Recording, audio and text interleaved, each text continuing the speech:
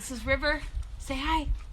She will not stay with us, but for right now, she gone. Chapter 84, The New Mother. Brightville was there when his mother smashed against the pavement. He watched as her body parts were loaded into an airship. He followed the ship all the way back to the robot factory and perched himself up on the roof. But he didn't know what to do next. Strutter stopped by to check on Brightville. She encouraged him to fly home, but the goose wasn't ready to let go. His little heart still hoped his mother would come back from the dead, somehow. He'd seen it happen before.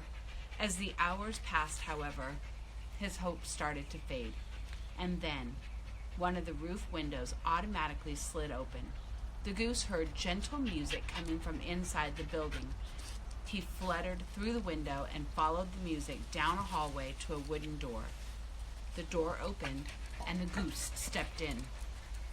Brightville waddled past tall bookshelves and leather furniture and into the middle of a large room. An old woman was sitting in a chair, and a robot was standing by a mirror. The goose didn't recognize either of them, and when the robot rushed toward him, Brightville squawked, "Stay back!" and scrambled away. Around the room he went, squawking and flapping until he settled onto a table in the corner, looking lost and afraid. The robot stayed where she was. "Brightville, it is me, your mother." The goose just stared. "I know I look different on the outside," said the robot, "but on the inside, I am the same. I still speak the language of the animals, and I still remember every detail of our life together. I remember sitting around the fire in our home on the island. I remember the first time you took flight. We were up on that grassy ridge, and you stretched out your wings, and suddenly you were floating on the wind. But then you flopped back into the grass. You must have flopped into the grass 100 times that day, and I remember visiting the robot grave site together. We talked about life and death. It was a tough conversation, but a really good one." As the robot continued to speak, the goose began to relax. She certainly did act and sound like his mother, but Brightville wasn't yet convinced.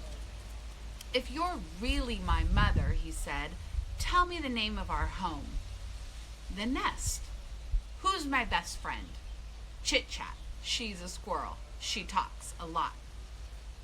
Mrs. Karagosian can picture all of you giggling right now because we love Chit Chat. "How old was I when you adopted me?" "You were 0. You were actually less than 0. I mean, you were still in your egg, but I could hear you peeping."